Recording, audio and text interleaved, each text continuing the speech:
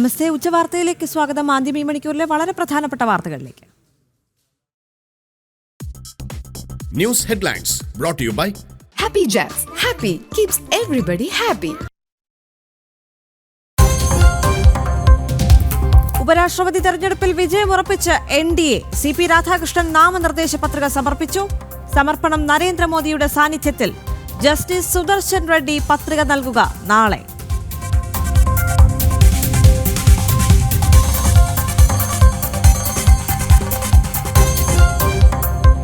ജയിലിലാകുന്ന മന്ത്രിമാർക്ക് സ്ഥാനം നഷ്ടമാകും. നിർണായക ഭരണഘടനാ ഭേദഗതി ബില്ലുമായി കേന്ദ്ര സർക്കാർ. ബില്ല് ഇന്ന് ലോക്സഭയിൽ. ലക്ഷ്യം സംശുദ്ധ ഭരണം. എതിർപ്പുമായി പ്രതിപക്ഷം.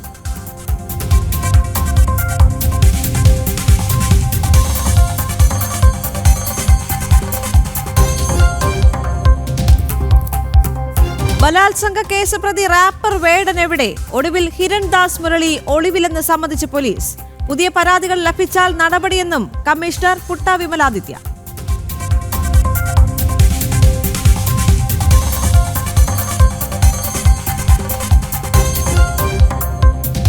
ഡൽഹി മുഖ്യമന്ത്രി രേഖ ഗുപ്തയ്ക്ക് ആക്രമണം. യുവാവിന്റെ അതിക്രമം ഔദ്യോഗിക വസതിയിൽ. ജനസമ്പർക്ക പരിപാടിക്കിടെയാണ് ആക്രമണമുണ്ടായത്. രേഖ ഗുപ്ത ആശുപത്രിയിൽ. അക്രമി പോലീസ് പിടിയിൽ.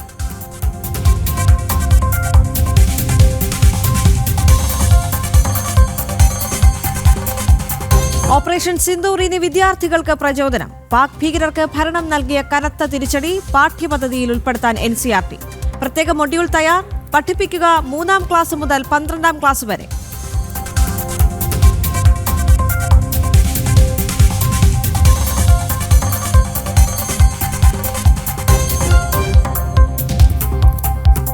കോൺഗ്രസിൽ വീണ്ടും ഗ്രൂപ്പ് പോര്.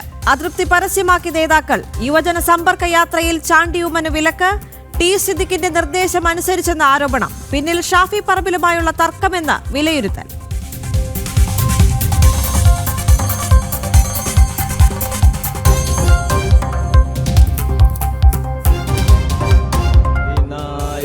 ജയ ഹേ ഭാരത ഭാഗ്യ വിദാത പഞ്ചാബ് സിന്ധ് ഗുജറാത്ത് മറാഠ ദ്രാവിഡ ഉത്കല ബംഗ.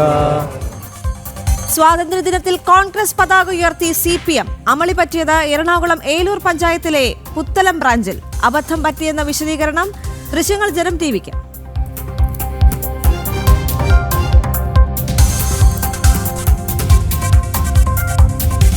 ആരോടും മിണ്ടണ്ട, ഒന്നും പറയേണ്ടതില്ല.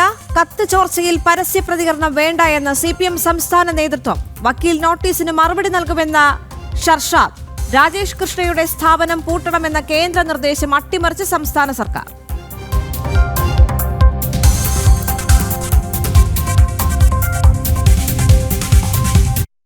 റിപ്പോർട്ടുകളിലേക്ക്. NDA ഉപരാഷ്ട്രപതി സ്ഥാനാർത്ഥി CP രാധാകൃഷ്ണൻ നാമനിർദ്ദേശ പത്രിക സമർപ്പിച്ചു.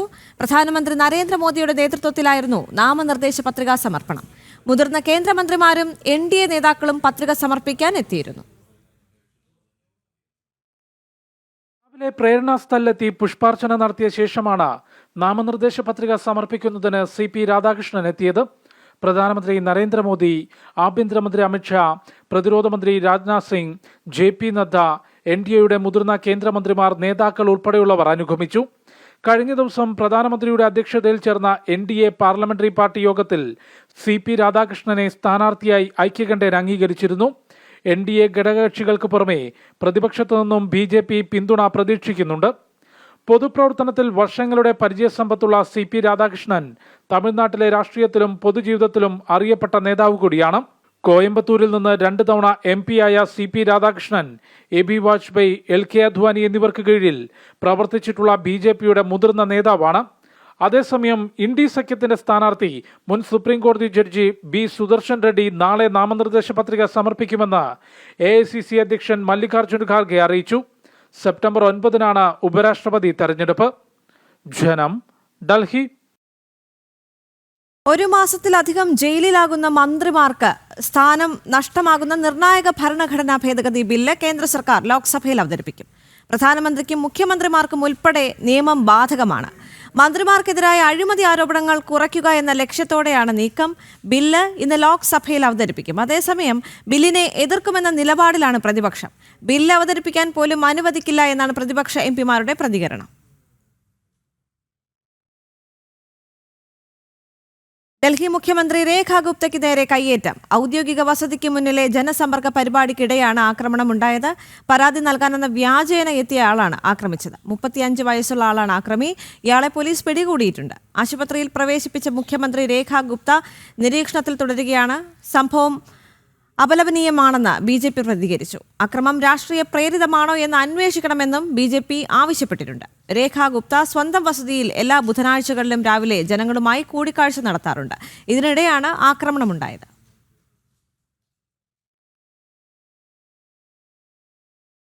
ഭാരതത്തിലെ നിരപരാധികളായ സ്ത്രീകളുടെ സിന്ദൂരം മായ്ച്ച പാകിസ്ഥാൻ ഭീകരർക്ക് ഭാരതം നൽകിയ തിരിച്ചടി ഇനി വിദ്യാർത്ഥികൾക്ക് പ്രചോദനമേകും.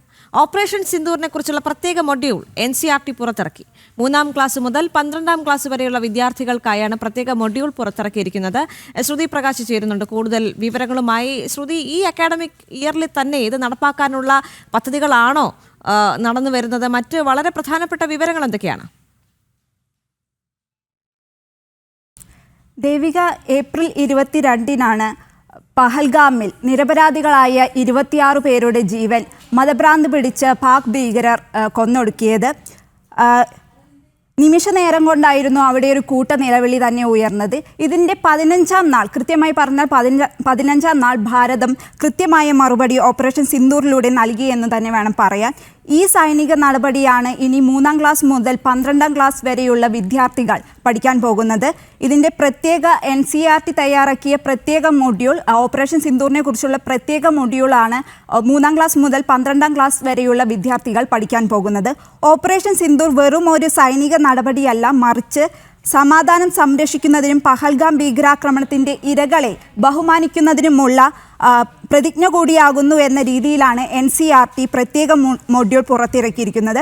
പഹൽഗാം ഭീകരാക്രമണത്തിന് പാകിസ്ഥാനുള്ള പങ്ക് പലപ്പോഴും നിഷേധിച്ചുവെങ്കിലും പാക് സൈന്യവും സർക്കാരും തന്നെയാണ് ഭീകരാക്രമണത്തിന് നിർദ്ദേശം നൽകിയിരിക്കുന്നത് എന്നും ഈ പ്രത്യേക മൊഡ്യൂളിൽ പരാമർശിക്കുന്നുണ്ട്.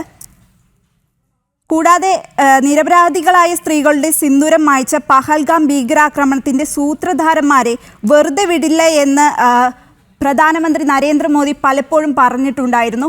അതിൻ്റെ തക്കതായ മറുപടി തന്നെയാണ് ഓപ്പറേഷൻ സിന്ദൂറിലൂടെ പാകിസ്ഥാന് നൽകിയത്. ഓപ്പറേഷൻ സിന്ദൂർ ധീരതയുടെയും ആദരവിൻ്റെയും ദൗത്യം എന്ന പേരിലാണ് 9 മുതൽ 12ാം ക്ലാസ് വരെയുള്ള കുട്ടികൾ പഠിക്കുന്ന മൊഡ്യൂൾ പുറത്തിറക്കിയിരിക്കുന്നത്.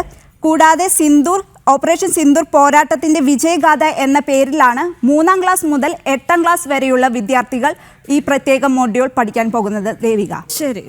നാഷണൽ ഡെസ്കിൽ നിന്ന് സുദീപ് പ്രകാശാണ് വിവരങ്ങൾ നൽകിയത്. മറ്റു റിപ്പോർട്ടുകളിലേക്ക് കൂടി. പെൺകുട്ടികളുടെ വിവാഹപ്രായത്തിൽ വിചിത്ര വിധിയുമായി സുപ്രീം കോടതി. 15 വയസ്സ് പൂർത്തിയായ മുസ്ലിം പെൺകുട്ടികൾക്ക് മുസ്ലിം വ്യക്തി നിയമപ്രകാരം ഇഷ്ടമുള്ളയാളെ വിവാഹം കഴിക്കാം. 2022 പഞ്ചാബ് ഹരിയാന ഹൈക്കോടതി ഉത്തരവ് ശരിവെച്ചാണ് സുപ്രീം കോടതി ഇക്കാര്യം ചൂണ്ടിക്കാട്ടിയത്. 16 വയസ്സുള്ള മുസ്ലിം പെൺകുട്ടിയുടെയും 30 വയസ്സുകാരൻ്റെയും വിവാഹം ചോദ്യം ചെയ്ത് ദേശീയ ബാലാവകാശ കമ്മീഷൻ നൽകിയ ഹർജി തള്ളിക്കൊണ്ടാണ് സുപ്രീം കോടതി വിധി. മുസ്ലിം വ്യക്തി നിയമപ്രകാരം പ്രായപൂർത്തിയായില്ലെങ്കിലും ഋതുമതിയായ പെൺകുട്ടിക്ക് ഇഷ്ടമുള്ളയാളെ വിവാഹം കഴിച്ച് ഒരുമിച്ച് താമസിക്കാൻ രക്ഷിതാക്കളുടെ സമ്മതം ആവശ്യമില്ലെന്ന പഞ്ചാബ് ഹരിയാന ഹൈക്കോടതി വിധി സുപ്രീം കോടതി ശരിവെച്ചു. പ്രായപൂർത്തിയാവാതെ വിവാഹം കഴിച്ചവരെ സംരക്ഷിച്ചുള്ള ഹൈക്കോടതി ഉത്തരവ് ചോദ്യം ചെയ്യാൻ ബാലാവകാശ കമ്മീഷന് എന്ത് കാര്യമാണെന്ന് സുപ്രീം കോടതി ചോദിച്ചു. വിഷയത്തിൽ നിയമപ്രശ്നമില്ലെന്നും ഉചിതമായ കേസിൽ അത് ഉന്നയിച്ചു കൊള്ളാനും സുപ്രീം കോടതി നിർദ്ദേശിച്ചു. യഥാർത്ഥ പ്രണയവുമായി ബന്ധപ്പെട്ട കേസുകളിൽ യുവാക്കൾ പരസ്പരം ഇഷ്ടപ്പെടുകയും വിവാഹം കഴിക്കാൻ ആഗ്രഹിക്കുകയും ചെയ്യുന്ന സാഹചര്യത്തിൽ ഇത്തരം സംഭവങ്ങളെ ഗുരുതര ക്രിമിനൽ കുറ്റകൃത്യമായി തുലനം ചെയ്യണോ എന്നും സുപ്രീം കോടതി ചോദിച്ചു. ഇത്തരം സാഹചര്യങ്ങളിൽ മാതാപിതാക്കൾ അവരുടെ അന്തസ്സ് സംരക്ഷിക്കാൻ നിസ്സാരമായ പോക്സോ കേസുകൾ ഫയൽ ചെയ്യുന്നുവെന്നും അവരുടെ പെൺകുട്ടികൾ ഒളിച്ചോടിയ കാര്യം രക്ഷിതാക്കൾ മറച്ചുവെക്കുന്നതായും സുപ്രീം കോടതി വ്യക്തമാക്കി. ജനം, ഡൽഹി. ഇന്ത്യ ചൈന ബന്ധം ശക്തിപ്പെടുത്താൻ ഇരു രാജ്യങ്ങളും ധാരണയിലെത്തി. ചൈനീസ് വിദേശകാര്യമന്ത്രിയുടെ സന്ദർശനത്തിലാണ് തീരുമാനം. ഇന്ത്യ അമേരിക്ക തീരുവ യുദ്ധത്തിനിടെയാണ് പുതിയ ബന്ധം. ഗാൽവൻ സംഘർഷത്തിന് ശേഷം ഇരു രാജ്യങ്ങളും തമ്മിൽ നിലനിന്നിരുന്ന അകൽച്ച പരിഹരിക്കപ്പെടുന്നതിൻ്റെ സൂചനയാണ് നിലവിൽ ലഭിക്കുന്നത്. ചൈനീസ് വിദേശകാര്യമന്ത്രിയുടെ സന്ദർശനത്തിനിടെ ബന്ധം മെച്ചപ്പെടുത്തുന്നതിന് ഇരു രാജ്യങ്ങളും ധാരണയിലെത്തി. ഇന്ത്യക്കും ചൈനയ്ക്കുമിടയിൽ നേരിട്ടുള്ള വിമാന സർവീസ് പുനഃസ്ഥാപിക്കാനും നാതുല പാസ് അടക്കം 3 അതിർത്തികൾ വഴിയുള്ള വ്യാപാരം വീണ്ടും ആരംഭിക്കാനും തീരുമാനമായി.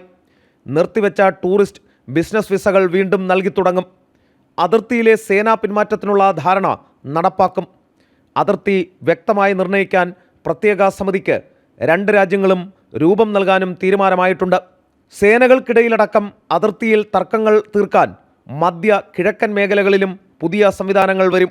അതേസമയം അമേരിക്കൻ തീരുവ യുദ്ധത്തിനിടയിൽ ബ്രിക്സ് ഉച്ചകോടി 2026 ഇന്ത്യയിൽ നടത്താൻ ധാരണയായി. ചൈനീസ് പ്രസിഡന്റ് ഷീ ജിൻപിങ് ഇതിനായി ഇന്ത്യയിലെത്തും.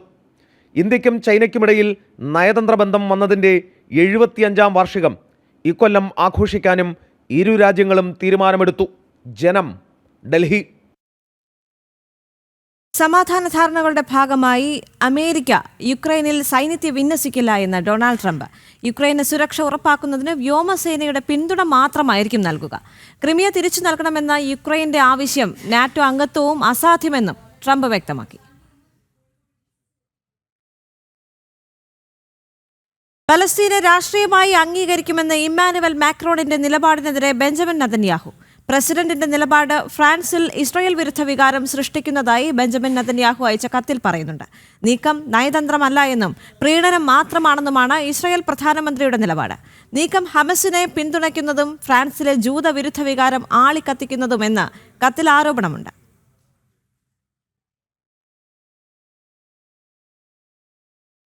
വളരെ പ്രധാനപ്പെട്ട ഒരു റിപ്പോർട്ടിലേക്ക്. സംസ്ഥാനത്ത് സാമ്പത്തിക പ്രതിസന്ധി അതിരൂക്ഷമായതോടെ കൂടുതൽ മേഖലകളിൽ സ്വകാര്യ പങ്കാളിത്തം ഉറപ്പാക്കാൻ സർക്കാർ നീക്കം.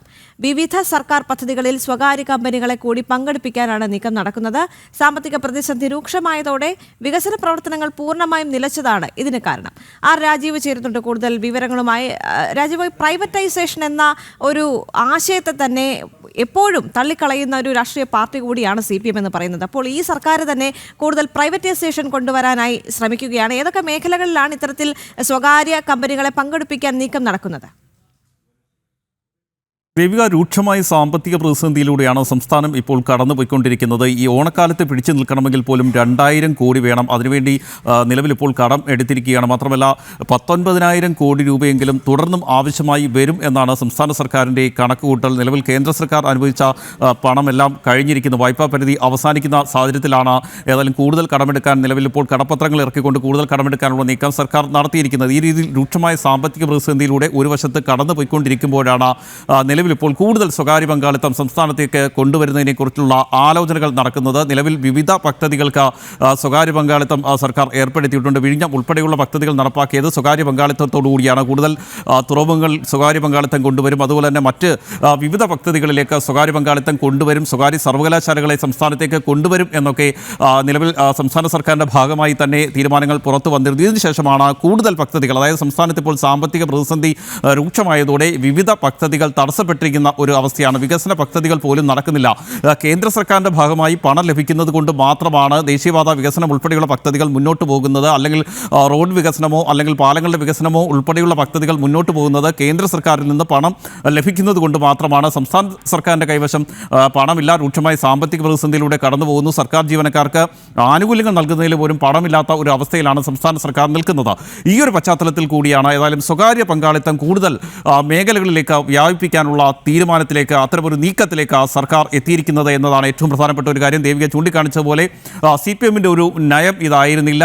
കുത്തക മുതലാളിമാർ സംസ്ഥാനത്ത് വേണ്ട, അത്തരത്തിലുള്ള കുത്തകവൽക്കരണത്തെ അംഗീകരിക്കില്ല എന്നായിരുന്നു CPM കാലങ്ങളായി എടുത്തിരുന്ന നയം. എന്നാൽ കഴിഞ്ഞ കുറേ വർഷങ്ങളായി നമുക്കറിയാം സ്വകാര്യ പങ്കാളിത്തത്തെയും അതുപോലെ തന്നെ കുത്തക മുതലാളിമാരെയും പ്രോത്സാഹിപ്പിക്കുന്ന ഒരു നയം സംസ്ഥാന സർക്കാരിൻ്റെ ഭാഗത്തു നിന്നുണ്ടാകുന്നുണ്ട്, CPMൻ്റെ ഭാഗത്തു നിന്നുണ്ടാകുന്നുണ്ട്. വളരെ വലിയൊരു വ്യതിയാനം ഇക്കാര്യത്തിൽ ഉണ്ടായിട്ടുണ്ട്. മുൻപ് എന്തിനെയൊക്കെയാണോ എതിർത്തിരുന്നത് അതിനെയൊക്കെ അനുകൂലിച്ചുകൊണ്ട് രംഗത്ത് വരുന്നു, അതിനെയൊക്കെ ന്യായീകരിച്ചുകൊണ്ട് മുന്നോട്ട് പോകുന്നു. നമുക്കറിയാം വിഴിഞ്ഞം പദ്ധതി നേരത്തെ സർക്കാർ നടപ്പാക്കാൻ പോയപ്പോൾ, UDF സർക്കാർ നടപ്പാക്കാൻ പോയപ്പോൾ അതിന് ഏറ്റവും കൂടുതൽ എതിർത്തത് CPM ആയിരുന്നു. എന്നാൽ പിന്നീട് LDF സർക്കാർ അധികാരത്തിൽ വന്നപ്പോൾ ആ പദ്ധതിയുമായി തന്നെ മുന്നോട്ട് പോകുന്ന ഒരു കാഴ്ചയാണ് നമ്മൾ കണ്ടത്. ഈ അവസ്ഥ തന്നെയാണ് സംസ്ഥാനത്ത് നിലനിൽക്കുന്നത്. അതായത് സംസ്ഥാന സർക്കാരിൻ്റെ ഭാഗമായി കൂടുതൽ മേഖലകളിലേക്ക് സ്വകാര്യ പങ്കാളിത്തം വ്യാപിപ്പിക്കുന്നു എന്നതാണ് ഏറ്റവും പ്രധാനപ്പെട്ട ഒരു കാര്യം. മാത്രമല്ല ഈ സംസ്ഥാനത്തെ സാമ്പത്തിക പ്രതിസന്ധി ഈ രീതിയിൽ മുന്നോട്ട് പോവുകയാണെങ്കിൽ കൂടുതൽ വികസന പദ്ധതികൾ തടസ്സപ്പെടാനുള്ള സാധ്യതയുണ്ട് എന്ന് സർക്കാർ മുന്നിൽ കാണുന്നുണ്ട്. ഇപ്പോൾ തന്നെ പദ്ധതികൾ നടപ്പാക്കാൻ കഴിയുന്നില്ല, പല പദ്ധതികൾക്കും പണം നൽകാൻ കഴിയുന്നില്ല. അതിൽ തന്നെ ജനക്ഷേമ പദ്ധതികൾ പോലും ഉണ്ട് എന്നതാണ് ഏറ്റവും പ്രധാനപ്പെട്ട ഒരു കാര്യം. സാധാരണക്കാർ ഏറ്റവും കൂടുതൽ മുന്നോട്ട് വെക്കുന്ന പദ്ധതിയാണ് കാരുണ്യ പദ്ധതി. ആ പദ്ധതിക്ക് കൃത്യമായി പണം നൽകാൻ കഴിയുന്നില്ല. സർക്കാർ ആശുപത്രികൾക്കും അതുപോലെ തന്നെ സ്വകാര്യ ആശുപത്രികൾക്കും പണം നൽകാൻ കഴിയുന്നില്ല. KSRTCക്ക് പെൻഷൻ നൽകിയ വകയിൽ ആ സഹകരണ സംഘങ്ങൾക്ക് പോലും പണം നൽകാൻ കഴിയാത്തൊരു സാഹചര്യത്തിലാണ് സംസ്ഥാന സർക്കാർ ഇപ്പോൾ എത്തി നിൽക്കുന്നത്. അതുകൊണ്ട് തന്നെ കൂടുതൽ പദ്ധതികൾ ഇനിയും തടസ്സപ്പെടുകയാണെങ്കിൽ അത് സർക്കാരിന് വലിയ തിരിച്ചടി ഉണ്ടാക്കും. ഇതുകൂടി മുന്നിൽ കണ്ടുകൊണ്ടാണ് സ്വകാര്യ പങ്കാളിത്തത്തെ ആശ്രയിക്കാനുള്ള തീരുമാനത്തിലേക്ക് സംസ്ഥാന സർക്കാർ എത്തിയിരിക്കുന്നത് എന്നാണ് ഏറ്റവും പ്രധാനപ്പെട്ട ഒരു കാര്യം. ദേവിക. ശരി രാജീവ്. രാഷ്ട്രപതിയുടെ റഫറൻസ് കേസ് സുപ്രീം കോടതി പരിഗണിക്കുകയാണ്. ഗവർണറുടെ വിവേചനാധികാരം ഭരണഘടനയ്ക്ക് വിധേയം. ബില്ലുകളിൽ തീരുമാനം നീളുന്നതിൽ എങ്ങനെ പരിഹാരം കാണാനാകുമെന്നാണ് കോടതി ചോദിക്കുന്നത്. രാഷ്ട്രപതിയുടെ റഫറൻസ് നിലനിൽക്കുമോ എന്നാണ് ഭരണഘടനാ ബെഞ്ച് ഇപ്പോൾ പരിശോധിക്കുന്നത്. ജിഷ്ണു കൃഷ്ണൻ ചേരുന്നുണ്ട് കൂടുതൽ വിവരങ്ങളുമായി. ജിഷ്ണു, ഈ റിപ്പോർട്ടിന്റെ വിശദാംശങ്ങൾ എന്തൊക്കെയാണ്?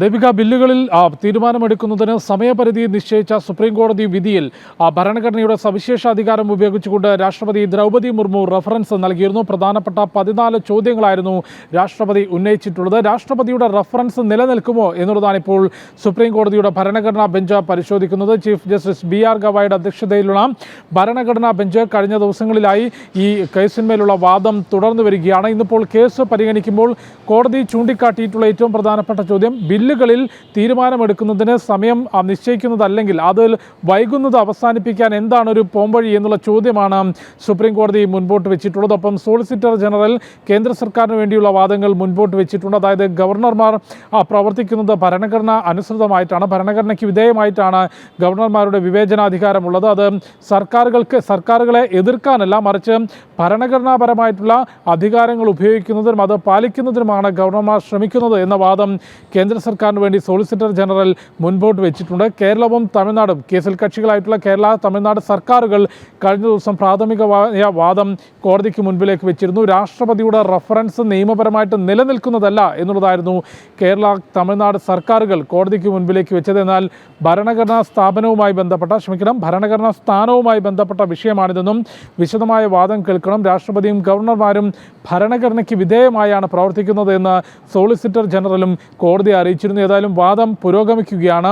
നേരത്തെ സംസ്ഥാന സർക്കാരുകൾ പാസാക്കുന്ന ബില്ലുകളിൽ തീരുമാനമെടുക്കുന്നതിന് സമയപരിധി നിശ്ചയിക്കുകയായിരുന്നു സുപ്രീം കോടതി വിധിയിലൂടെ ചെയ്തത്. അതിൽ രാഷ്ട്രപതി ഭരണഘടനയുടെ സവിശേഷാധികാരം ഉപയോഗിച്ചുകൊണ്ട് റഫറൻസ് നൽകുകയും ഭരണഘടന നിശ്ചയിക്കാത്തൊരു സമയപരിധി കോടതി വിധിയിലൂടെ രാഷ്ട്രപതിക്കും ഗവർണർക്കും നിശ്ചയിക്കാൻ സാധിക്കുമോ എന്നുള്ളതായിരുന്നു രാഷ്ട്രപതിയുടെ ഏറ്റവും പ്രധാനപ്പെട്ട ചോദ്യം. രാഷ്ട്രപതിയുടെ റഫറൻസ് നിലനിൽക്കുമോ എന്നാണ് ഇപ്പോൾ സുപ്രീം കോടതിയുടെ ഭരണഘടനാ ബെഞ്ച് പരിശോധിക്കുന്നത്.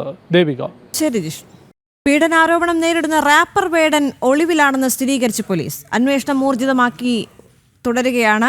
വിദേശത്തേക്ക് പോകാനുള്ള സാധ്യത കണക്കിലെടുത്ത് മുൻകരുതൽ സ്വീകരിച്ചിട്ടുണ്ട് എന്നും കമ്മീഷണർ പുട്ട വിമലാദിത്യ പറഞ്ഞു. പുതിയ പരാതികൾ ലഭിച്ചാൽ നടപടിയെടുക്കും. വേടനെ പോലീസ് സംരക്ഷിക്കുന്നില്ല എന്നും കമ്മീഷണർ കൊച്ചിയിൽ അറിയിച്ചു.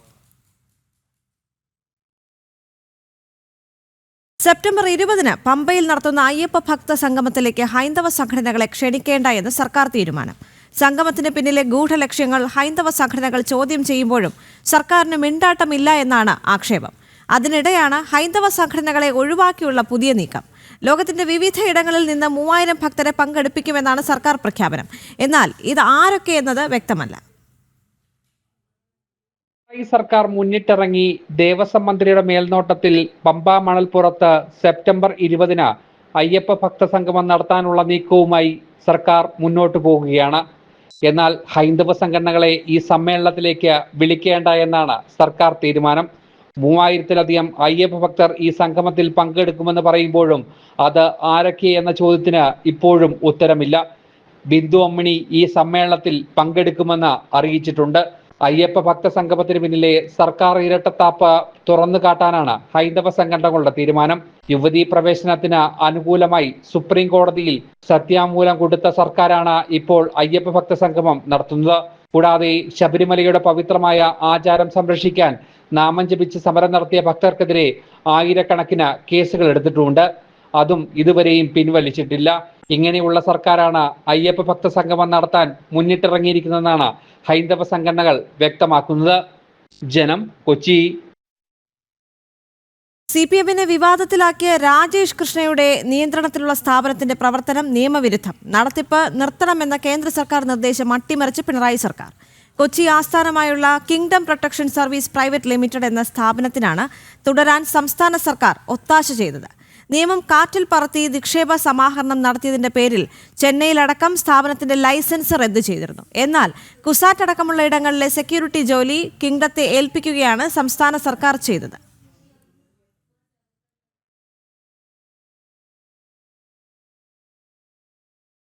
വിദേശത്തു നിന്നും ഓട്ടോമാറ്റിക് റൂട്ടിലൂടെ നേരിട്ട് നിക്ഷേപം സ്വീകരിക്കുന്നതിൽ ചട്ടലംഘനം നടത്തിയ സ്ഥാപനമാണ് രാജേഷ് കൃഷ്ണയുടെ കിങ്ഡം പ്രൊട്ടക്ഷൻ സർവീസ് എന്ന സെക്യൂരിറ്റി സ്ഥാപനം. ചട്ടങ്ങൾ പാലിച്ചിട്ടില്ല എന്ന കേന്ദ്ര സർക്കാരിൻ്റെ പരിശോധനയിൽ വ്യക്തമായതോടെയാണ് കിങ്ഡം പ്രൊട്ടക്ഷൻ സർവീസിൻ്റെ ലൈസൻസുകൾ റദ്ദാക്കാൻ എല്ലാ സംസ്ഥാനങ്ങളിലെയും പോലീസ് മേധാവികൾക്ക് കേന്ദ്ര സർക്കാർ നിർദ്ദേശം നൽകിയതും. ഇതിൻ്റെ അടിസ്ഥാനത്തിൽ 2022 ഏപ്രിൽ 6 ചെന്നൈയിൽ സ്ഥാപനത്തിൻ്റെ പ്രവർത്തനാനുമതി സസ്പെൻഡ് ചെയ്തു. എന്നാൽ കേരളത്തിൽ കിങ്ഡത്തിനെതിരെ ഒരു നടപടിയും സ്വീകരിക്കാൻ പിണറായി സർക്കാരോ കേരള പോലീസോ തയ്യാറായിട്ടില്ല. ഇതേസമയം കുസാറ്റ് അടക്കമുള്ള സംസ്ഥാന സർക്കാരിൻ്റെ അധീനതയിലുള്ള സ്ഥാപനത്തിലടക്കം സുരക്ഷാ ചുമതല ഏൽപ്പിച്ചിരിക്കുന്നത് ഈ സ്ഥാപനത്തെയാണ്.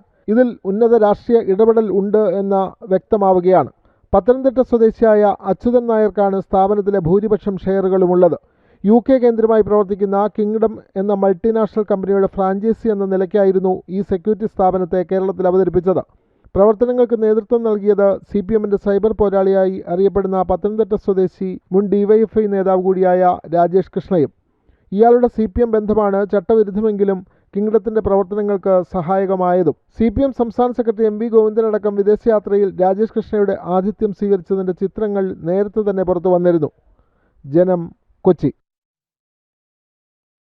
CPM-ലെ കത്ത് ചോർച്ച വിവാദം പാർട്ടിക്ക് വീണ്ടും തലവേദനയാകുകയാണ്. CPM സംസ്ഥാന സെക്രട്ടറി MV ഗോവിന്ദന്റെ വക്കീൽ നോട്ടീസിന് മറുപടി നൽകുമെന്ന് വ്യവസായി മുഹമ്മദ് ഷർഷാദ് പറഞ്ഞു. കുടുംബം തകർത്തവൻക്കൊപ്പമാണ് പാർട്ടിയെങ്കിൽ ആ പാർട്ടിയിൽ തനിക്ക് വിശ്വാസമില്ല എന്ന് മുഹമ്മദ് ഷർഷാദ് പറയുന്നുണ്ട്. രാജേഷ് കൃഷ്ണയെയും പാർട്ടിയെയും നിയമപരമായി നേരിടുമെന്നും ഫേസ്ബുക്ക് കുറിപ്പിൽ മുഹമ്മദ് ഷർഷാദ് അറിയിച്ചു. CPM-നെ അകമഴിഞ്ഞ് സഹായിക്കുന്ന 2 വ്യവസായികൾ തമ്മിലുള്ള കുടിപ്പകയിൽ CPM സംസ്ഥാന നേതൃത്വം എടുത്ത നിലപാടാണ് ഷർഷാദിനെ ചൊടിപ്പിച്ചത്. CPM സംസ്ഥാന സെക്രട്ടറി MV ഗോവിന്ദൻ അയച്ച വക്കീൽ നോട്ടീസിന് നിയമപരമായി മറുപടി നൽകുമെന്നാണ് ചെന്നൈ വ്യവസായി കൂടിയായ മുഹമ്മദ് ഷർഷാദ് ഫേസ്ബുക്കിലൂടെ അറിയിക്കുന്നത്. മുഹമ്മദ് ഷർഷാദ് പോളിറ്റ് ബ്യൂറോയ്ക്ക് നൽകിയ കത്താണ് MV ഗോവിന്ദന്റെ മകൻ ശ്യാംജിത്ത് ചോർത്തി രാജേഷ് കൃഷ്ണയ്ക്ക് നൽകിയത് എന്നാണ് ആരോപണം. രാജേഷ് കൃഷ്ണ ഡൽഹി ഹൈക്കോടതിയിൽ മുഹമ്മദ് ഷർഷാദിനെതിരെ നൽകിയ 10 കോടി രൂപയുടെ മാനനഷ്ട കേസിൽ ഇത് പ്രധാന തെളിവായി മാറും. ഇതിനു പുറമെ പാർട്ടിയെ പിടിച്ചുകുലുക്കുന്ന പല ബന്ധങ്ങളും ഈ പരാതിയിലുമുണ്ട്. മന്ത്രി MB രാജേഷ്, മുൻ speaker P Sreeramakrishnan, KN Balagopal, Thomas Isaac തുടങ്ങിയ പല നേതാക്കന്മാരായിട്ടും ഇരു വ്യവസായികൾക്കും ബന്ധമുണ്ട്. എന്നാൽ UK-യിൽ നിന്നും കൂടുതൽ പണം കേരളത്തിലെ CPM നേതാക്കന്മാർക്ക് എത്തിക്കുന്നത് രാജേഷ് കൃഷ്ണയാണ്.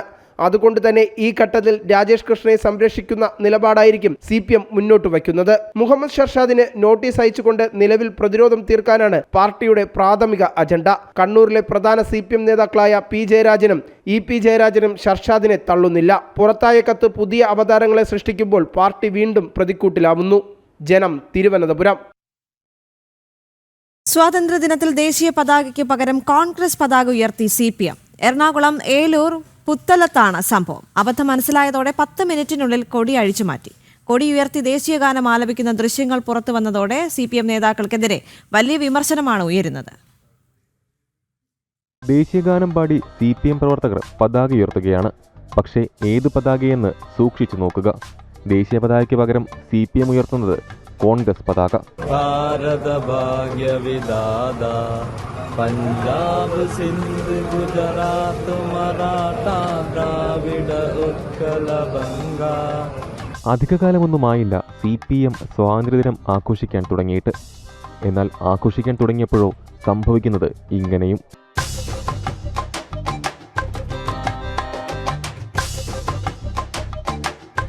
എറണാകുളം ഏലൂർ പുത്തലത്താണ് സംഭവം. പറ്റിയ അമളി മനസ്സിലാക്കി ഈ പതാക തിരിച്ചിറക്കി. പക്ഷേ ദൃശ്യങ്ങൾ സമൂഹമാധ്യമങ്ങളിൽ വൈറലാണ്.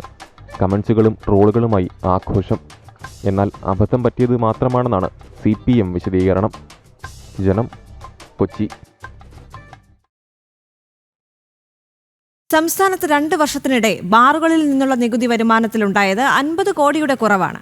2016 29 നിന്നും 850ഓളമായി ബാറുകളുടെ എണ്ണം വർദ്ധിച്ചപ്പോഴാണ് നികുതി വരുമാനം താഴേക്ക് പോകുന്നത്. എന്നാൽ വരുമാനക്കുറവിന്റെ കാരണം അറിയില്ലെന്ന വിചിത്ര മറുപടിയാണ് സംസ്ഥാന ചരക്ക് സേവന നികുതി വകുപ്പ് നൽകുന്നത്. ജനം ബ്രേക്കിംഗ്. മദ്യവർജനം പറഞ്ഞ് അധികാരത്തിലേറിയ സർക്കാർ ചെയ്തതെല്ലാം സംസ്ഥാനത്ത് മദ്യപ്പിഴയൊടുക്കാൻ സഹായിക്കുന്ന കാര്യങ്ങൾ. പിണറായി വിജയൻ സർക്കാർ അധികാരത്തിലെത്തിയ 2016 കേരളത്തിലുണ്ടായിരുന്നത് വെറും 29 ബാറുകൾ. ഒന്നാം പിണറായി വിജയൻ സർക്കാരിൻ്റെ കാലത്ത് പുതിയതായി അനുമതി നൽകിയതാകട്ടെ 200ഓളം ബാർ ലൈസൻസുകൾക്ക്. മുൻ സർക്കാർ റദ്ദ് ചെയ്ത 442 ബാർ ലൈസൻസുകൾ പുനഃസ്ഥാപിക്കുകയും ചെയ്തു. രണ്ടാം പിണറായി വിജയൻ സർക്കാർ ഇതുവരെ 180ഓളം ബാർ ലൈസൻസുകളും അനുവദിച്ചു. എന്നാൽ ബാറുകളുടെ എണ്ണം കൂടുമ്പോഴും അവ സർക്കാർ ഖജനാവിലേക്ക് നൽകുന്ന വരുമാനത്തിലുണ്ടാകുന്നത് കോടികളുടെ ഇടിവ്. ബാർ ഹോട്ടലുകളിലെ ബിയറും വൈനും ഇന്ത്യൻ നിർമ്മിത വിദേശ മദ്യവും അടക്കമുള്ളവയുടെ വിൽപ്പനയിൽ നിന്നുള്ള വിറ്റുവരവ് നികുതി വരുമാനത്തിലാണ് കുറവുണ്ടായിരിക്കുന്നത്.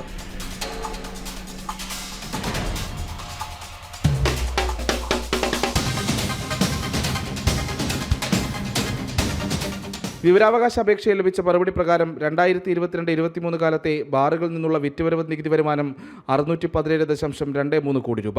2023-24 കാലത്തേക്ക് വരുമ്പോഴത് 579.85 കോടിയായി കുറയുന്നു. രേഖപ്പെടുത്തിയത് 37.38 കോടിയുടെ കുറവ്. 2024-25 സാമ്പത്തിക വർഷം അത് വീണ്ടും 12.92 കോടി ഇടിഞ്ഞ് 566.93 കോടിയായി മാറി.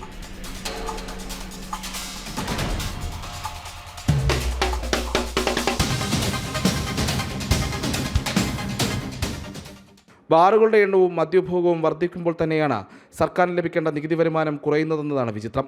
വരുമാന വ്യതിയാനത്തിന്റെ കാരണങ്ങൾ ലഭ്യമല്ലെന്നും സംസ്ഥാന ചരക്ക് സേവന നികുതി വകുപ്പ് നൽകിയ വിവരാവകാശ മറുപടിയിൽ പറയുന്നു. ലൈസൻസ് അനുവദിക്കുന്നതിനപ്പുറത്തേക്ക് ബാറുകളിൽ കൃത്യമായ പരിശോധന നടത്താൻ എക്സൈസും നികുതി വകുപ്പുമൊന്നും തയ്യാറാകുന്നില്ലെന്നതാണ് യാഥാർത്ഥ്യം. ബാർ മുതലാളിമാർക്ക് വേണ്ടിയുള്ള രാഷ്ട്രീയ ഇടപെടലുകളും ഇത്തരം പരിശോധനകൾക്ക് തടസ്സമാകുന്നു. ഫലത്തിൽ സംസ്ഥാന ഖജനാവിനുണ്ടാകുന്നത് കോടികളുടെ നഷ്ടവും. പ്രജിത് മോഹനൻ, ജനം, തിരുവനന്തപുരം. ശ്രീ പത്മനാഭസ്വാമി ക്ഷേത്രത്തിൽ സെർവർ ഹാക്ക് ചെയ്ത സംഭവത്തിൽ ക്ഷേത്രം അധികൃതർക്ക് സംഭവിച്ചത് ഗുരുതര വീഴ്ച.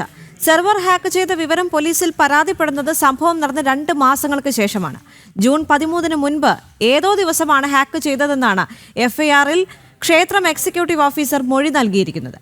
ഹാക്ക് ചെയ്ത അജ്ഞാത സംഘത്തിനെ പോലീസ് ഇതുവരെ കണ്ടെത്താനായിട്ടില്ല. ക്ഷേത്രത്തിലെ പ്രധാന സെർവർ സംവിധാനം ഹാക്ക് ചെയ്തിട്ടും ക്ഷേത്രം അധികൃതർ പരാതി നൽകിയത് 2 മാസങ്ങൾക്ക് ശേഷമാണ്. പോലീസിന് ക്ഷേത്രം എക്സിക്യൂട്ടീവ് ഓഫീസർ നൽകിയ പരാതി പ്രകാരം ജൂൺ മാസം 13 മുൻപാണ് ഹാക്കിംഗ് നടക്കുന്നത്. എന്നാൽ പരാതി നൽകുന്നത് ആഗസ്റ്റ് മാസം 13 തീയതിയും സംഭവം നടന്നത് കൃത്യം 2 മാസങ്ങൾക്ക് ശേഷം. FIR പ്രകാരം ജൂൺ മാസം 13 തീയതിക്ക് മുൻപ് ഏതോ ദിവസമാണ് സെർവർ സിസ്റ്റം ഹാക്ക് ചെയ്തത്. ക്ഷേത്രത്തിലെ പ്രധാന സെർവർ സംവിധാനം ഹാക്ക് ചെയ്തിട്ടും അധികൃതർ അറിഞ്ഞില്ല എന്നത് വളരെ ഗുരുതരമായ തെറ്റാണ്. അധികൃതർക്ക് എന്തുകൊണ്ടാണ് ഇത് മനസ്സിലാക്കാൻ കഴിഞ്ഞില്ല എന്ന സംശയവും ഭക്തർക്കിടയിൽ ഉയരുന്നുണ്ട്. പത്മനാഭസ്വാമി ക്ഷേത്രം പോലെ അതിസുരക്ഷാ മേഖലയിൽ നുഴഞ്ഞുകയറി കമ്പ്യൂട്ടർ പ്രോഗ്രാമിൽ സൂക്ഷിച്ച ഡാറ്റകൾക്ക് മാറ്റം വരുത്തിയെന്ന ഗുരുതര പരാതിയിൽ പോലീസ് നടപടി ഇനിയും ഇഴഞ്ഞു നീങ്ങുകയാണ്. പരാതി നൽകിയ ദിവസങ്ങൾ പിന്നിടുമ്പോഴും അജ്ഞാത ഹാക്കർ സംഘത്തെ കണ്ടെത്താൻ പോലീസിന് സാധിച്ചിട്ടില്ല. ഏതൊക്കെ രേഖകളാണ് ഹാക്കർമാർ നശിപ്പിച്ചത് എന്നതറിയണമെങ്കിൽ പ്രതികളെ കണ്ടെത്തേണ്ടിയിരിക്കുന്നു. അധികൃതരുടെ ഗുരുതര അനാസ്ഥയാണ് കമ്പ്യൂട്ടർ ശൃംഖലയിൽ കടന്നുകയറാൻ ഹാക്കർമാരെ സഹായിച്ചത്. ക്ഷേത്രത്തിലെ പ്രധാന സെർവറുമായി ഹോസ്റ്റ് ചെയ്ത വെബ്സൈറ്റ് പോലും പ്രവർത്തിച്ചത് സുരക്ഷാ സംവിധാനങ്ങളില്ലാതെയാണ്. വെബ്സൈറ്റുകൾക്ക് സുരക്ഷയൊരുക്കുന്ന സെക്യൂരിറ്റി സോക്കറ്റ് ലെയർ സർട്ടിഫിക്കറ്റ് ഇല്ലാതെയാണ് പ്രവർത്തിച്ചത്. ഇതൊക്കെയാകാം ഹാക്കർമാർ നുഴഞ്ഞുകയറാൻ കാരണമെന്ന സംശയവും ഉയരുന്നുണ്ട്. ജനം, തിരുവനന്തപുരം. കോഴിക്കോട് കോർപ്പറേഷനിലെ കെട്ടിട നമ്പർ തട്ടിപ്പിൽ എങ്ങുമെത്താതെ അന്വേഷണം. മുഖ്യമന്ത്രിയെ കാണാൻ പുറപ്പെട്ട സർവകക്ഷി സംഘത്തിൽ നിന്നും UDF അംഗങ്ങൾ പിന്മാറി. കുറ്റക്കാരെ സംരക്ഷിക്കുന്ന സമീപനമാണ് ഭരണസമിതിയും സർക്കാരും സ്വീകരിക്കുന്നതെന്ന് UDF വിമർശിച്ചു. കോർപ്പറേഷനിലെ ജീവനക്കാരുടെ പാസ്വേഡ് ചോർത്തി മാഫിയ സംഘം നഗരത്തിലെ അനധികൃത കെട്ടിടങ്ങൾക്ക് നമ്പർ നൽകിയ സംഭവത്തിലാണ് അന്വേഷണം എങ്ങുമെത്താതിരിക്കുന്നത്. അന്വേഷണം വേഗത്തിലാക്കി കുറ്റക്കാർക്കെതിരെ ഉടൻ നടപടി സ്വീകരിക്കണമെന്ന് മുഖ്യമന്ത്രിയെ നേരിൽ കണ്ട് ആവശ്യപ്പെടാൻ തീരുമാനിച്ച സംഘത്തിൽ നിന്നാണ് UDF പിന്മാറിയത്. തലസ്ഥാനത്തേക്ക് പുറപ്പെടാനൊരുങ്ങിയ കോൺഗ്രസ് നേതാവ് KC ശോഭിതയെ പാർട്ടി വിലക്കിയതോടെയാണ് UDF അംഗങ്ങൾ പിന്മാറിയത്. ഇന്നലെ വൈകുന്നേരം 4:30-ക്കാണ് വന്ദേ ഭാരതിൻ്റെ ട്രെയിനിൽ നമ്മൾ പോകാനിരുന്നത്. ഞങ്ങളെ സംബന്ധിച്ചിടത്തോളം ഇവരെ പ്രതിരോധത്തിലാക്കാം, ഇവരെ കൊണ്ട് തന്നെ അനുകൂലമായിട്ടുള്ള ഒരു തീരുമാനം എടുക്കുക എന്നുള്ള ഒരു കാഴ്ചപ്പാടോടുകൂടിയാണ് നമ്മൾ ഇന്നലെ ഓൾ പാർട്ടി ഡെലിഗേറ്റ്സിൻ്റെ കൂടെ പോകാൻ തീരുമാനിച്ചത്. പക്ഷെ നേതൃത്വം പറഞ്ഞത് ഇത്രയും വർഷമായിട്ട് നടപടിയെടുക്കാത്ത, അതും സത്യമാണ്, അവരെ പെർസ്പെക്റ്റീവിൽ അവർ പറഞ്ഞത് ഇത്രയും വർഷമായിട്ട് നടപടിയെടുക്കാത്ത ഈ ഒരു സർക്കാർ യാതൊരു രീതിയിലുള്ള ഒരു വിശ്വാസ്യതയില്ല. അപ്പോൾ നമ്മൾ അതിൽ പോകുന്നതിൽ കാര്യമില്ല എന്ന്, അതുകൊണ്ട് നമ്മളെ വിലക്കാണ്. LDF ഭരണസമിതിയും സംസ്ഥാന സർക്കാർ സംവിധാനവും കുറ്റക്കാരെ സംരക്ഷിക്കുന്ന നിലപാട് തുടരുകയാണെന്നാണ് കോൺഗ്രസ് നിലപാട്. പ്രമാദമായ കേസിൽ ഇനിയും കുറ്റപത്രം സമർപ്പിക്കാത്ത സാഹചര്യത്തിൽ മുഖ്യമന്ത്രിക്ക് പരാതി നൽകുന്നതിൽ കഴമ്പില്ലെന്ന് DCC പ്രസിഡന്റ് പ്രവീൺ കുമാർ പറഞ്ഞു. DCC അറിയിച്ചത് പ്രകാരമാണ് കൗൺസിലർമാർ വിട്ടുനിന്നതെന്നും അദ്ദേഹം പറഞ്ഞു. മേയർ, ഡെപ്യൂട്ടി മേയർ, പ്രതിപക്ഷാംഗങ്ങൾ എന്നിവർ അടങ്ങുന്ന സംഘം ഇന്നാണ് തലസ്ഥാനത്തെത്തി മുഖ്യമന്ത്രിയെ കാണാൻ തീരുമാനിച്ചിരുന്നത്. ജനം, കോഴിക്കോട്. വീണ്ടും കോൺഗ്രസ് നേതൃത്വത്തെ വെട്ടിലാക്കി ശശി തരൂർ MP. 1 മാസത്തിലധികം ജയിലിലാകുന്ന മന്ത്രിമാർക്ക് സ്ഥാനം നഷ്ടമാകുന്ന നിർണായക ഭരണഘടനാ ഭേദഗതി ബില്ലിനെ ശശി തരൂർ അനുകൂലിച്ചു. ബില്ലിൽ തെറ്റില്ല എന്നും JPCയിൽ വിശദമായി ചർച്ച നടക്കട്ടെ എന്നുമാണ് തരൂർ അഭിപ്രായപ്പെട്ടത്. ബില്ലിനെ എതിർക്കുമെന്ന നിലപാടിലായിരുന്നു കോൺഗ്രസ്. ജിഷ്ണു കൃഷ്ണൻ ചേരുന്നുണ്ട് കൂടുതൽ വിവരങ്ങളുമായി. ജിഷ്ണു, ഇപ്പോൾ വീണ്ടും കോൺഗ്രസ് നേതൃത്വത്തെ പ്രതിസന്ധിയിലാക്കുകയാണ് ശശി തരൂർ MPയുടെ നീക്കം. കാരണം 1 മാസത്തിലധികം ജയിലിലാകുന്ന മന്ത്രിമാർക്ക് സ്ഥാനം നഷ്ടമാകുന്ന ഭരണഘടനാ ഭേദഗതി ബില്ലിനെ തരൂർ ഇപ്പോൾ അനുകൂലിച്ചിരിക്കുകയാണ്, അല്ലേ?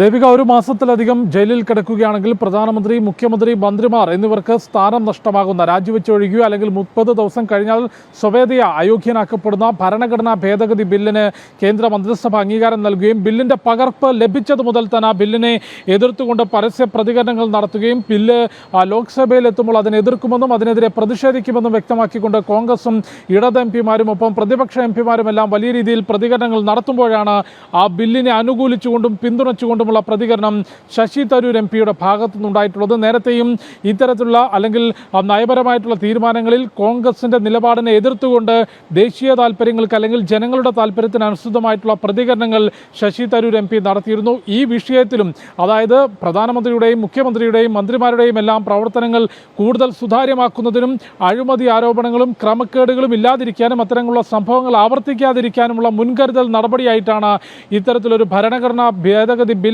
കേന്ദ്ര സർക്കാർ കൊണ്ടുവരുന്നത്. ഇന്ന് പാർലമെന്റ് നടപടികൾക്ക് ശേഷം പുറത്തിറങ്ങിയവേ പാർലമെന്റ് വളപ്പിനകത്ത് ഒരു മാധ്യമത്തിന് നൽകിയിട്ടുള്ള, ദേശീയ മാധ്യമത്തിന് നൽകിയിട്ടുള്ള പ്രതികരണത്തിലാണ് ശശി തരൂർ ഈ ബില്ലിന്മേൽ, അതിൽ ആ ബില്ലിനകത്ത് തെറ്റൊന്നും കാണാൻ സാധിക്കുന്നില്ല എന്നും ഇത്തരത്തിൽ അഴിമതി ആരോപണങ്ങൾ അല്ലെങ്കിൽ ഗുരുതരമായിട്ടുള്ള കേസുകളിൽപ്പെട്ട് ജയിലിൽ കടന്നാൽ പിന്നെ സ്വാഭാവികമായും ആ മന്ത്രിസ്ഥാനത്ത് ഇരിക്കാൻ സാധിക്കില്ലല്ലോ, അതിന് യോഗ്യതയില്ല, ഈ ബില്ലിൽ പ്രത്യേകിച്ച് തെറ്റുകളൊന്നും കാണാനില്ല എന്ന പ്രതികരണം ശശി തരൂർ നടത്തിയത്. കൂടാതെ സംയുക്ത പാർലമെന്ററി കമ്മിറ്റിക്ക് വിടുകയാണെങ്കിൽ ആ JPCയിൽ ഈ ബില്ല് സംബന്ധിച്ച് വിശദമായ ചർച്ച നടക്കട്ടെ, അതിലെന്താണ് തെറ്റ് എന്നുള്ളതാണ് ശശി തരൂർ ചോദിച്ചത്. എന്നാൽ കോൺഗ്രസും ഇടതും ഒപ്പം മറ്റ് പ്രതിപക്ഷ MPമാർ, തൃണമൂൽ MPമാരാണെങ്കിലും സമാജ്വാദി പാർട്ടിയാണെങ്കിലും അത്തരത്തിൽ പ്രതിപക്ഷ MPമാരെല്ലാം തന്നെ ഈ ബില്ലിനെ കണ്ണടച്ചെതിർക്കുമ്പോഴാണ് ഭരണഘടനാ ഭേദഗതി ബില്ലിനെ അനുകൂലിക്കുകയും ആ ബില്ലിനകത്ത് പ്രത്യേകിച്ച് തെറ്റുകളൊന്നും കാണാൻ സാധിക്കുന്നില്ല എന്നും പാർലമെന്റിന്റെ സംയുക്ത സമിതിയിൽ വിശദമായ ചർച്ച നടക്കട്ടെ എന്നും ശശി തരൂർ വ്യക്തമാക്കിയത്. നേരത്തെയും ഓപ്പറേഷൻ സിന്ദൂർ ആണെങ്കിലും അല്ലെങ്കിൽ ദേശീയ താല്പര്യവുമായി ബന്ധപ്പെട്ട വിഷയങ്ങളിലാണെങ്കിലും കേന്ദ്ര സർക്കാർ കൈക്കൊള്ളുന്ന രാജ്യ താല്പര്യത്തിന് അനുസൃതമായ വിഷയങ്ങളെ അനുകൂലിച്ചുകൊണ്ടുള്ള പ്രതികരണങ്ങൾ ശശി തരൂർ നടത്തിയിരുന്നു. അത് കോൺഗ്രസ് നേതൃത്വത്തെ വലിയ രീതിയിൽ പ്രതിസന്ധിയിലാക്കുകയും ചെയ്തിട്ടുണ്ട്. ദേവിക. ശരി ജിഷ്ണു. ഗോവിന്ദചാമി എന്ന ചാർലി തോമസിന്റെ ജയിൽ ചാട്ടത്തിൽ ജയിൽ അധികൃതരുടെ സ്റ്റേറ്റ്മെന്റ് ഇന്ന് എഴുതി വാങ്ങും. സർക്കാർ നിയോഗിച്ച അന്വേഷണ കമ്മീഷൻ വിവരങ്ങൾ ശേഖരിച്ചു വരികയാണ്. അതേസമയം ജയിലിലെ ശോചനീയാവസ്ഥ ഗുരുതരമെന്ന് കമ്മീഷന് നേതൃത്വം നൽകുന്ന ജസ്റ്റിസ് രാമചന്ദ്രൻ നായർ പറഞ്ഞു. അന്വേഷണ കമ്മീഷനും ജയിൽ അധികൃതരും രാവിലെ മുതൽ തുടങ്ങിയ കൂടിക്കാഴ്ച തുടരുകയാണ്. ഉത്തരമേഖല ജയിൽ DIG, ജയിൽ സൂപ്രണ്ട് എന്നിവരുടെ പക്കൽ നിന്നും അന്വേഷണ കമ്മീഷൻ വിവരങ്ങൾ ചോദിച്ചറിയും. ജയിലിലെ മിക്കയിടങ്ങളും ശോചനീയാവസ്ഥയിലാണെന്ന് ജസ്റ്റിസ് രാമചന്ദ്രൻ നായർ പറഞ്ഞു. ലോക്കപ്പിലെ കട്ടിയേറെ കമ്പി ആക്സൽ ബ്ലേഡ് വെച്ച് മുറിക്കാൻ കഴിയില്ലെന്നും മറ്റെന്തെങ്കിലും ആയുധം ഉപയോഗിച്ചിട്ടുണ്ടാകാമെന്നും അദ്ദേഹം പറഞ്ഞു. 4 കമ്പി, ഒരു ജനലിൻ്റെ വലിയ കനമുള്ള 4 കമ്പി, അത് വളരെ അത്ഭുതകരമായിട്ടുണ്ട്. അതെങ്ങനെ അത് മുറിച്ചു മാറ്റി, എത്ര ദിവസത്തെ പണി കൊണ്ടാണ് അത് മുറിക്കാൻ ഒത്തത്, എന്തൊരു ടൂളാണ് ഇത് ഉപയോഗിച്ച്, എന്തൊരു ആയുധമാണ് അതിലേക്ക് കിട്ടിയത്, അതൊക്കെ ഒരു വലിയൊരു ഗൗരവമായ ഒരു സാങ്കേതിക അന്വേഷണം വരെ നടത്തേണ്ടതാണ്. കാര്യം വെച്ചാൽ ചെറിയ കമ്പിയല്ല, അത് വലിയ കമ്പിയാണ്.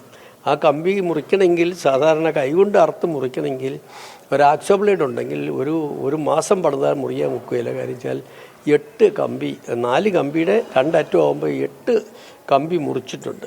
അങ്ങനെ മുറിച്ച് മാറ്റിയാണ് അതിൽ കടന്നു കളഞ്ഞത്. അപ്പോൾ അത് വളരെ ഒരു അത്ഭുതകരമായ ഒരു എസ്കേപ്പാണ്. ഒരു ജയിൽ ചാട്ടമല്ല, ഒരു ജയിൽ സെൽ ചാട്ടമാണ്. ജയിൽ ചാടിയതിനു ശേഷവും 3 മണിക്കൂറിലേറെ ചാർലി തോമസ് ജയിൽ കോമ്പൗണ്ടിൽ തന്നെ ഉണ്ടായിരുന്നു. ജയിൽ അധികൃതർക്ക് വീഴ്ച വന്നതായി നേരത്തെ തന്നെ പോലീസ് റിപ്പോർട്ട് സമർപ്പിച്ചിട്ടുള്ളതാണ്. ജയിൽ അധികൃതരോട് വിവരങ്ങൾ ചോദിച്ചറിഞ്ഞ ശേഷം അന്വേഷണ കമ്മീഷൻ മാധ്യമങ്ങളെ കണ്ടേക്കും. ജനം, കണ്ണൂർ.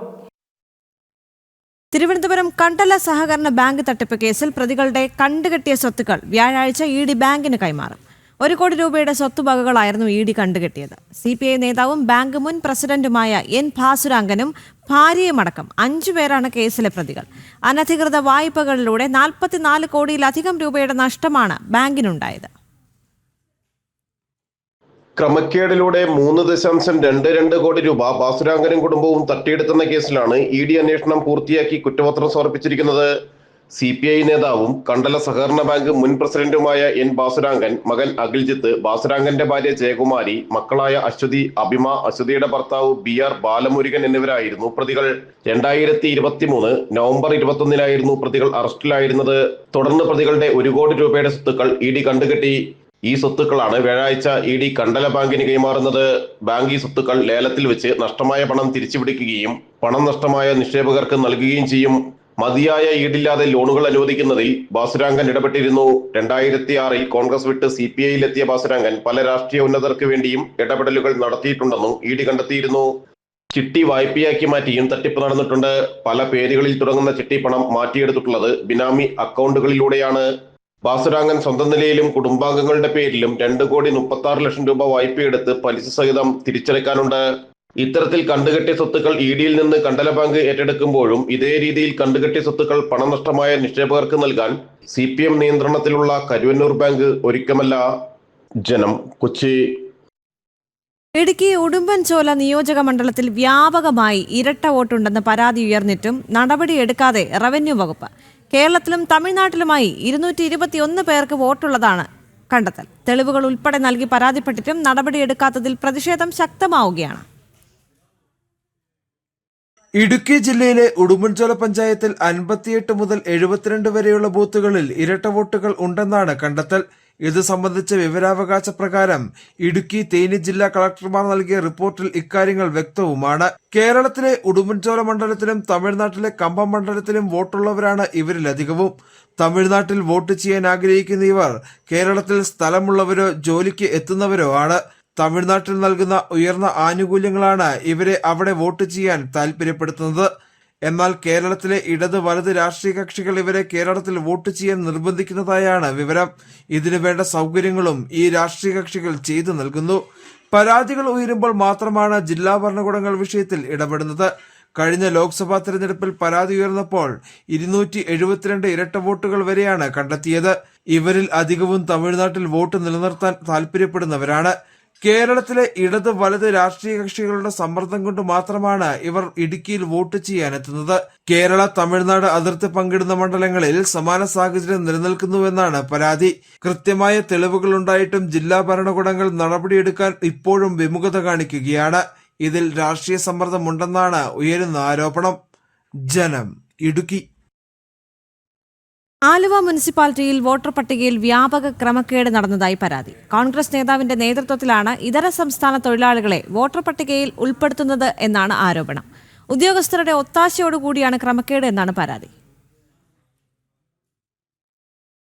ആലുവ മുനിസിപ്പാലിറ്റിയിലെ ഭൂരിഭാഗം വാർഡുകളിലെയും വോട്ടർ പട്ടികയിൽ ക്രമക്കേടുണ്ടെന്നാണ് ആരോപണം. ഇതര സംസ്ഥാന തൊഴിലാളികളെ വോട്ടർ പട്ടികയിൽ ചേർക്കാനാണ് ശ്രമം.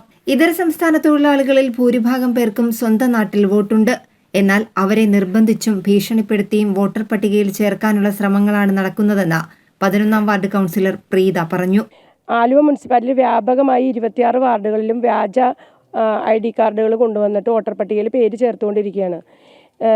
ഞാൻ പ്രതിനിധാനം ചെയ്യുന്ന 11ാം വാർഡിൽ ഇങ്ങനെ 2 വോട്ടർ പട്ടികയിൽ പേര് ചേർക്കുന്ന ലിസ്റ്റ് ഞാൻ ഉദ്യോഗസ്ഥർ വന്ന് ചോദിച്ചപ്പോൾ ഇവർ ഇവിടുന്ന് മാറാൻ പറഞ്ഞിരിക്കുകയാണെന്ന് പറഞ്ഞിട്ട് പോലും അവർ അത് വകവയ്ക്കാതെ അവരുടെ പേര് കൊണ്ടുവന്ന് ചേർക്കുകയാണ് ഉണ്ടായത്. നാട്ടിലെ എല്ലാ ആനുകൂല്യങ്ങളും അവർക്ക് കിട്ടുന്ന വോട്ടും എല്ലാം അവിടെ തന്നെ ചെയ്യുന്നതാണെന്നാണ് ഇവർ അറിയിച്ചിരുന്നത്. അതിൻ പ്രകാരം ഞാൻ ഉദ്യോഗസ്ഥരുടെ അടുത്ത് നിന്ന് പറയുകയും ചെയ്ത് ഇവർ രേഖാമൂലം അവിടെ എഴുതി കൊടുക്കുകയും ചെയ്താണ്. അതിനുശേഷം വെള്ളിയാഴ്ച ഞാൻ ചെന്ന് കഴിഞ്ഞപ്പോൾ രതീഷ് എന്ന് പറഞ്ഞ ഉദ്യോഗസ്ഥൻ പറയണത് അവർ നേരിട്ട് വന്ന് ഇവിടെ വോട്ടർ പട്ടികയിൽ പേര് ചേർത്തിരിക്കുകയാണ്. അപ്പോൾ അതിൻ്റെ പേരിൽ അവർക്ക് വോട്ടർ പട്ടികയിൽ പേര് ചേർക്കാനുള്ള അവകാശമുണ്ട് എന്നാണ് പറയുന്നത്. കോൺഗ്രസ് നേതാവിന്റെ നേതൃത്വത്തിലാണ് നിർബന്ധിച്ചും ഭീഷണിപ്പെടുത്തിയും ഇതര സംസ്ഥാനക്കാരെ വോട്ടർ പട്ടികയിൽ ചേർക്കുന്നത്. നാട്ടിൽ വോട്ടുള്ള കാര്യം പലരും രേഖാമൂലം എഴുതി നൽകിയതാണ്. എന്നാൽ ഇവരുടെ അനുവാദമില്ലാതെയാണ് പേര് ചേർക്കുന്നത്. ଭୋଟ ଆମକୁ ଦରକାର ନାହିଁ, ଭୋଟ ଦରକାର ନାହିଁ, ଆମ ଏ ରୁମ୍ ଏମିତି ଓଡ଼ିଆରେ କହିଦିଏ, ଏ ଭୋଟ ଆମ ଦରକାର ନାହିଁ ହେଲେ ଆମ ଏ ରୁମ୍ ଛାଡ଼ିକି ଆମେ ଓଡ଼ିଶା ଚାଲିଯିବୁ. ഉദ്യോഗസ്ഥരുടെ ഒത്താശയോടെയാണ് ഇതര സംസ്ഥാന തൊഴിലാളികളുടെ പേരുകൾ വോട്ടർ പട്ടികയിൽ ചേർക്കുന്നതെന്നാണ് ആരോപണം. ജനം, കൊച്ചി.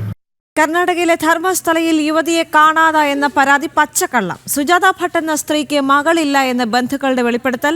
പെൺകുട്ടിയുടെ ചിത്രവും വ്യാജമാണ്. 2007 മരിച്ച കൊടക് സ്വദേശി വാസന്തയുടെ ചിത്രമാണ് അനന്യ ഭട്ട് എന്ന പേരിൽ പുറത്തുവിട്ടത്. പെൺകുട്ടിയെ സംബന്ധിച്ച് യാതൊരു രേഖയും ഇവരുടെ പക്കലില്ല. 2003 സുജാത തനിക്ക് മകൾ ഇല്ല എന്ന് പ്രാദേശിക മാധ്യമത്തിന് നൽകിയ അഭിമുഖവും പുറത്തു വന്നിരുന്നു. ധർമ്മസ്ഥലിലെ വാസവും അന്വേഷിക്കാൻ ജനം TV വാർത്താ സംഘം സ്ഥലത്തെത്തിയിട്ടുണ്ട്.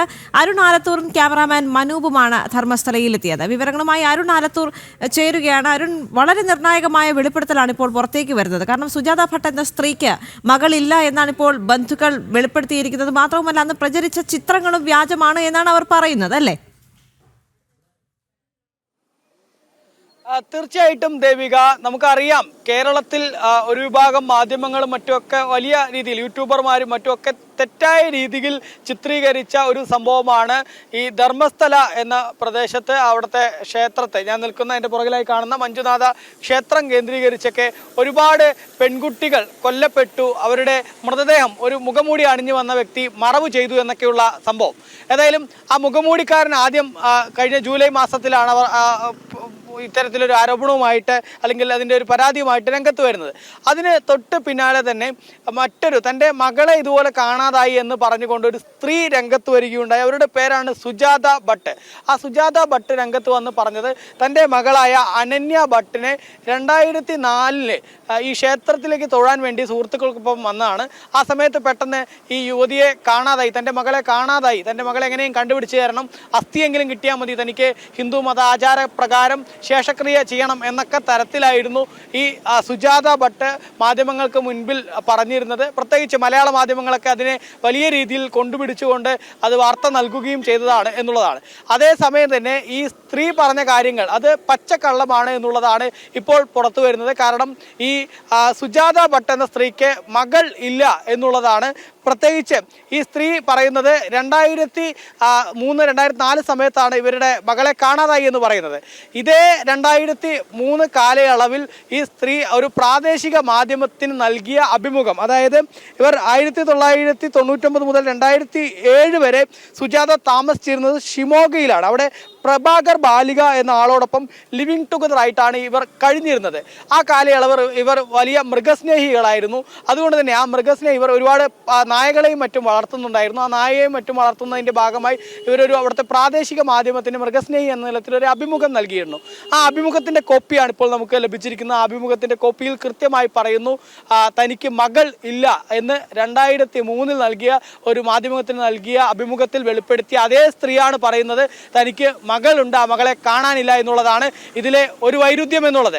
രണ്ടാമത്തെ കാര്യം എന്നുള്ളത് ഇവരുടെ ബന്ധുക്കളാണ്. ബന്ധുക്കൾ എല്ലാവരും നിഷേധിക്കുന്നു, ഇങ്ങനൊരു മകളില്ല, അവർക്ക് മകളില്ല എന്നുള്ളതാണ് ബന്ധുക്കളും ഈ വിഷയത്തിൽ ഇവരെ തള്ളിക്കൊണ്ട് പറയുന്നത്.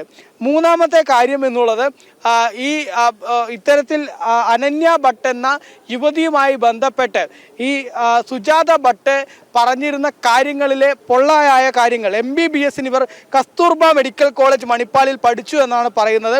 എന്നാൽ ഈ ഇൻസ്റ്റിറ്റ്യൂട്ട് പറയുന്നത് അങ്ങനെ ഒരാൾ ഇവിടെ പഠിച്ചിട്ടേ ഇല്ല എന്നുള്ളതാണ്. അത് അത്തരത്തിലൊരു റെക്കോർഡും അവിടെ ഇല്ല എന്നുള്ളതാണ് അവർ പറയുന്നത്. അതുപോലെ തന്നെ സുജാത പറയുന്നു 3 മാസം റൂമിൽ കെട്ടിയിട്ട ശേഷം തന്നെ ഒരു ആശുപത്രിയിൽ പിടിച്ചുകൊണ്ടുപോയി കുറേ കാലം കോമയിൽ കിടന്നു എന്ന് പറയുന്നു. നമ്മൾ ഈ പ്രദേശത്തെത്തി ഇവിടുത്തെ ആശുപത്രികളും മറ്റുമൊക്കെ കേന്ദ്രീകരിച്ച് അന്വേഷിച്ചപ്പോൾ അങ്ങനെ ഒരു ആശുപത്രികളിലും ഒരു രേഖകളും ഇവരെ സംബന്ധിച്ചില്ല എന്നുള്ളതാണ്. മറ്റൊരു കാര്യം, ഈ സുജാത പറയുന്നത് താൻ CBI കൊൽക്കത്ത ഓഫീസിലെ സ്റ്റെനോഗ്രാഫർ ആയിരുന്നു എന്നുള്ളതാണ്. പക്ഷേ ആ CBI തന്നെ കൊൽക്കത്ത ഓഫീസിലെന്നല്ല, ഇന്ത്യയിൽ ഒരിടത്തും സ്റ്റെനോഗ്രാഫറായിട്ട് ഇത്തരത്തിൽ സുജാത ഭട്ട് എന്നൊരാൾ തങ്ങൾക്ക് ജോലി സേവനം അനുഷ്ഠിച്ചിട്ടില്ല എന്നുള്ളതാണ് CBIയും പറയുന്നത്. ഇതിനൊക്കെ അപ്പുറം ഇപ്പോൾ നമ്മൾ സ്ക്രീനിൽ കാണിച്ചുകൊണ്ടിരിക്കുന്ന ഒരു ചിത്രമുണ്ട്. അതായത് ഈ സുജാത ഭട്ട് പറഞ്ഞത് തൻ്റെ മകളാണ് എന്ന് പറഞ്ഞുകൊണ്ട് ഒരു ചിത്രം കാണിക്കുകയുണ്ടായി. ആ ചിത്രത്തിലുള്ള യുവതി അത് കൊടക് സ്വദേശിയായ 2007 മരിച്ച വാസന്തിയുടേതാണ് എന്നുള്ളതാണ് ആ ചിത്രം. അതായത് സ്വന്തം മകൾ, അങ്ങനെ ഒരു മകളെ ഇല്ല, മകൾ എന്ന പേരിൽ മറ്റൊരാളെ വ്യാജമായി കാണിച്ചുകൊണ്ട് ആ മകളെ കാണാതായി, ക്ഷേത്രത്തിൽ തൊഴാൻ വന്ന യുവതിയെ തൻ്റെ മകളെ കാണാതായി എന്ന തരത്തിൽ ഇവർ ഇത്രയും ദിവസം പച്ചക്കള്ളം പറയുകയായിരുന്നു എന്നുള്ളതിൻ്റെ ഓരോ തെളിവുകളും കൃത്യമായിട്ട് പുറത്തു വരുന്നു. ചിലപ്പോൾ മലയാളത്തിലെ മറ്റു മാധ്യമങ്ങളൊന്നും ഈ വിഷയങ്ങൾ റിപ്പോർട്ട് ചെയ്തിട്ടുണ്ടായില്ല. ഏതായാലും ജനം TV അത് ജനമധ്യത്തിലേക്ക് എത്തിക്കുകയാണ്. ഈ ധർമ്മസ്ഥലയിൽ വെച്ച് ഇപ്പോൾ ഇവിടുത്തെ പ്രദേശവാസികൾ കൂടെ ചേരുന്നുണ്ട്. ഇവിടെ വലിയ രീതിയിൽ ഒരു ആരോപണമായിരുന്നു, സുജാത ഭട്ട് എന്നൊരു സ്ത്രീ തൻ്റെ മകളെ കാണാനില്ല എന്നൊക്കെ പറഞ്ഞു വരുന്നു. എന്താണ് ആ സംഭവത്തിൽ നിങ്ങൾക്ക് ബോധ്യമായത്? നമുക്ക് ഈ സ്ഥലത്ത് ഒരുപാട് വർഷത്തിന് ജീവിക്കുന്നത് കൊണ്ട് പറയാൻ പറ്റുന്ന ഏറ്റവും വലിയ കളാണത്. എന്താ പറഞ്ഞാൽ ഈ 2003 ഇങ്ങനത്തെ ഒരു ഇത് കാണാതായി എന്നുള്ള ഒരു റിപ്പോർട്ടേ ഇല്ല. ഇവിടെ നിന്ന് അങ്ങനത്തെ കംപ്ലയിൻറ്റോ അങ്ങനത്തെ അതുമല്ലാണ്ട് കൂടാതെ ഈ ധർമ്മസ്ഥലത്ത് ഇവിടുത്തെ ചരിത്രത്തിൽ ഇങ്ങനത്തെ ഇവർ പറയുന്ന അങ്ങനത്തെ കാണാതാലും പിന്നെ ഈ കൊലപാതകങ്ങളോ ബലാത്സംഗങ്ങളോ നടക്കാത്ത ഒരു സ്ഥലമാണ് ഈ 2 കിലോമീറ്റർ ചതുരച്ചൗക്കത്തെ അമ്പലത്തിൻ്റെ അടുത്ത്. അങ്ങനത്തെ ഒന്നുമില്ല. ഇത്ര സിസ്റ്റമാറ്റിക് സിസ്റ്റത്തിലില്ലതാണ്. പിന്നെ ഈ സുജാത ഭട്ട് എന്ന് പറയുന്ന സ്ത്രീ അത് പറയുന്നതെല്ലാം കളുന്ന അദ്ദേഹത്തിൻ്റെ ആ മുഖച്ചരിയും പിന്നെ അദ്ദേഹത്തിൻ്റെ ആ ഇത് വാക്കുകൾ കേൾക്കുമ്പോൾ തന്നെ തന്നിൽ പറയാം. അത് പറയുന്നത് എന്താ പറഞ്ഞാൽ 2003 ഞാൻ MBBS മകൾ പഠിക്കുന്നുണ്ടായിരുന്നു. പക്ഷേ MBBS പഠിക്കണമെന്നുണ്ടെങ്കിൽ ആ കുട്ടി ഒരു പ്രൈമറി എഡ്യൂക്കേഷൻ ആക്കിയിട്ടുണ്ടാണ്. അപ്പോൾ പ്രൈമറി എഡ്യൂക്കേഷൻ്റെ സർട്ടിഫിക്കറ്റ് വേണം, കൂടാണ്ട് SSLC സർട്ടിഫിക്കറ്റ് വേണം, അതിൽ പിന്നെ ഉപരിയായിട്ട് കോളേജ് പഠിച്ചിട്ടുണ്ടാണ്. അങ്ങനെ ഈ 3 ദിക്കിലെ രേഖകൾ ആവശ്യം ഉണ്ടായിട്ട് അവിടെ മെഡിക്കൽ കോളേജ്, ഏറ്റവും വലിയ മെഡിക്കൽ കോളേജാണ് കസ്തൂർബ മെഡിക്കൽ കോളേജ് മണിപ്പാലാന്ന് പുള്ളി പറയുന്നത്. പക്ഷേ അതുകൊണ്ട് അവിടെ അങ്ങനത്തെ അഡ്മിഷൻ ആയിട്ടുണ്ടെന്നുള്ളത് ആർക്കും പറയാൻ പറ്റില്ല. ഒരുപാട് കത്തിപ്പോയി എന്നൊക്കെയാണ് പറയുന്നത്. എന്ത് കത്തിയെങ്കിലും അതിനുള്ള ആധാരങ്ങൾ അവിടെ ഉണ്ടാവില്ല. ഈ പുള്ളിയുടെ കയ്യിൽ കത്തിയിട്ടുണ്ടെങ്കിൽ ഒന്നാമതായത് സ്റ്റെപ്പ് ഒരു 3-4 ദിക്കിൽ കഴിഞ്ഞ സ്റ്റെപ്പ് ഉണ്ടാവും. ട്രസ്റ്റിലുണ്ടാവും, പ്രൈമറി സ്കൂളിലുണ്ടാവും, ഹൈസ്കൂളിലുണ്ടാവും, കോളേജിലുണ്ടാവും, മെഡിക്കൽ കോളേജിലുണ്ടാവും. അപ്പോൾ അതുകൊണ്ട് എല്ലാം കള്ളമാണ് അത് പറയുന്നതിലത് നമുക്ക് മനസ്സിലാകുന്നുണ്ട്. എല്ലാം പൂർത്തി കളവ്. പിന്നെ ഇവിടുത്തെ ഈ പോലീസിൻ്റെ റെക്കോർഡ്സിൽ ഇവർ പറയുന്ന 2003 ഏതെങ്കിലും തരത്തിൽ ഇവർ പരാതിയായിട്ടൊക്കെ പോയിട്ടുണ്ടോ? അത് നിങ്ങൾ പരിശോധിച്ചു? ഇപ്പോൾ അവർ പറയുന്നത് എന്താ പറഞ്ഞാൽ 2003 മിസ്സിങ് പറഞ്ഞിട്ട്. അപ്പോൾ അന്നേ അവർക്ക് കംപ്ലയിൻറ്റ് കൊടുക്കായിരുന്നു. അവരെന്താ പറഞ്ഞാൽ പോലീസ് എടുത്തുകൊണ്ടില്ല കംപ്ലയിൻറ്റ് പറഞ്ഞിട്ട്. അതൊക്കെ ചുമ്മാ കളവ് പറയുക. അവർ പറയാ നമുക്കിവിടെ അടിച്ചു പിടിച്ചു, പോലീസുകാർ അടിച്ചു, അവരടിച്ചു, ലോക്കൽ ഹെഡ്സ് അടിച്ചു, അതുകൊണ്ട് ഞാൻ ബാംഗ്ലൂർ പോയി, ഞാൻ കോമത്തിലായിരുന്നു പറഞ്ഞു. അത് ഒരു ബേസ്ലെസ് എലിഗേഷനാണ് അവർക്ക്. എന്തിനു പറഞ്ഞാൽ അത് അവർക്ക് അങ്ങനെ കംപ്ലയിൻറ്റ് കൊടുക്കാറുണ്ട്. എന്തെന്ന് പറഞ്ഞാൽ ബെൽത്തങ്ങാടി പോലീസ് സ്റ്റേഷനാണ് ഉണ്ടായത്. പിന്നെ അതല്ലാതെ വേറെ അവർ ഇപ്പോൾ CBI സ്റ്റെനോഗ്രാഫർ എന്ന് പറയും. അത്ര പവർഫുൾ സ്റ്റെനോഗ്രാഫർ പറഞ്ഞെങ്കിൽ CBIയിൽ പറഞ്ഞെങ്കിൽ വലിയ ഒരു പവർഫുൾ ഒരു വ്യക്തിയാണ്, പോസ്റ്റാണ്. ആ പോസ്റ്റിൽ അവർക്ക് വെസ്റ്റ് ബംഗാളിലാണ് ജോലി ചെയ്ത് പറഞ്ഞ പെണ്ണുങ്ങൾ. അവിടെ ആയെങ്കിൽ ആ പെണ്ണുങ്ങൾക്ക് കംപ്ലയിൻറ്റ് കൊടുക്കായിരുന്നു. ഇന്ന് അറിഞ്ഞുകൊണ്ടിരിക്കുന്നത് അരുൺ ആലത്തൂരും മനുവുമാണ് അവിടെ നിന്ന് കൂടുതൽ വിവരങ്ങളും കണ്ടെത്തലുകളുമായി ചേർന്നത്. ബുള്ളറ്റിൻ പൂർണ്ണമാവുകയാണ്. അടുത്ത ബുള്ളറ്റിൻ അല്പസമയത്തിനുള്ളിൽ. നമസ്തേ.